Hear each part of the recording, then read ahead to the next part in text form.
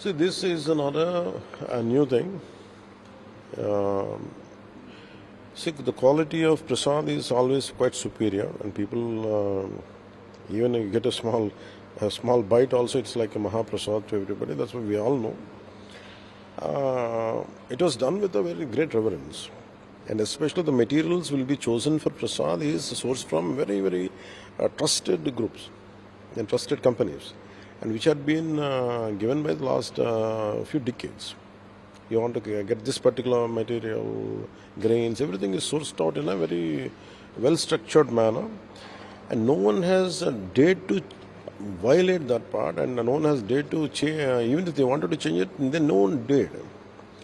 So imagine you need per month, so per day, you need 15,000 kgs of ghee is needed to make prasad. These guys say their claim is, why did we change the vendors? Was it is 1,000 rupees plus something, and we have changed it. We have brought it down to, and they said we have to give. The supply had given us around 360 to 400. The making of ghee itself is quite high price. So we understand how could they source such a cheap ghee? And later, after a few months, when we're all wondering, maybe we don't know how could they achieve it. So we don't know. They had sourced out from somewhere from Delhi, Gajava, somewhere in UP. Delhi or part of Delhi. Maybe we don't know. Maybe there's someone is there. Maybe they said we don't know. But they said people were complaining regularly. The smelling of something which is not the usual prasad. A lot of times people used to come to me and they said, see what's happening, maybe you have to put for some kind of lab testing. There are many things, such things. I thought no one would be dare to violate, play with this kind of sentiments. I thought of it, but we didn't I was looking at other things in TTD. But when this particular issue came, when the new EVO came, we looked at it. I said, we want to revive the TTD. Whatever had been TTD, a lot of mismanagement had been done, misappropriation of funds had been done. They started a thing called Srivani Trust, and they don't know what these guys had done under the. I think Chairman, TTD chairman was Mr. Subbareddy Garu, and EO was Mr. Dharma Reddy. So we have been consistently raising our concerns regarding the quality of prasad and regarding the functioning of TTD itself, and of course other dharmic issues. But these guys, when we formed the government, and I said we want to revive, we want to go back to, then we sent samples, and we realized that this is animal fat, fish oil, and of course amount of beef fat and pig fat, fish oil, elements of both these things are there, all these three. And we are quite hurt, quite in a state of shock. And people have taken it for granted to play that kind of games.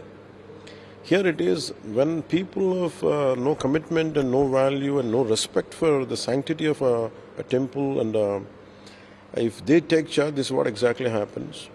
In the name of politicking, they went for some substandard things, and that's the result of it. And on the top of it, there is a lot of. It's not just about prasad today. Maybe there were a lot of liquors were supplied, non-vegetarian was supplied, and people were having parties there. And someone raises their voice, it will be with that muscle power they used to keep them down, and all these things came out. I think there's a high time. That's the reason today morning I tweeted. I think there's a high time everyone should come together. It's not about one prasad today. It's definitely shocking. It's hurt. I think we have to, because when governments and boards are not acting well, there should be some other monitoring mechanism in India, in Bharat. It should be Sanatana Dharma Parirakshana Board is the order of the day. It is very essential. That's what I feel. Because any kind of desecration happens to idols.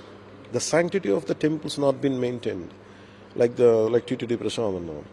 And whatever the Agama Shastra says, the practices, the devotional practices, the method you pray, when they're not being practiced, I think a lot of mere political employments come into the picture. So there should be, I feel, the reason I had proposed for Sanatana Dharma Parirakshana Board is essential.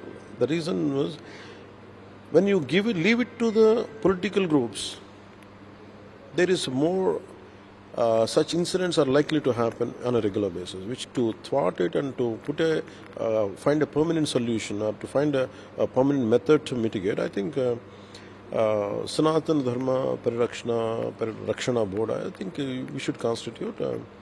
Maybe I'll speak to our cabinet and honorable CM also. I think I think I'll take it forward, this particular concept, and if you look at it, a lot of revolutionary concepts came under the leadership of Sri CBN Garu. And in the same manner, I think we will constitute something like Sanatana Dharma Parakshana Board is essential. It is order of the day, and I'll take it up in the next meeting, in cabinet meeting, and with my colleagues and the honorable CM. Sir, across the state we are having a lot of temples. Are you going to initiate these such type of committees? I think we should, because none should. Even in Pitapuram, they have desecrated temples. They have destroyed the idols.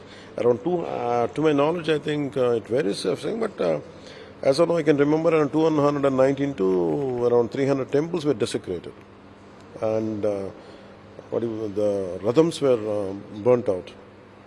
The idols were desecrated. A lot of for every place of worship, irrespective if it's a mosque, it's a church or a temple, you have to maintain the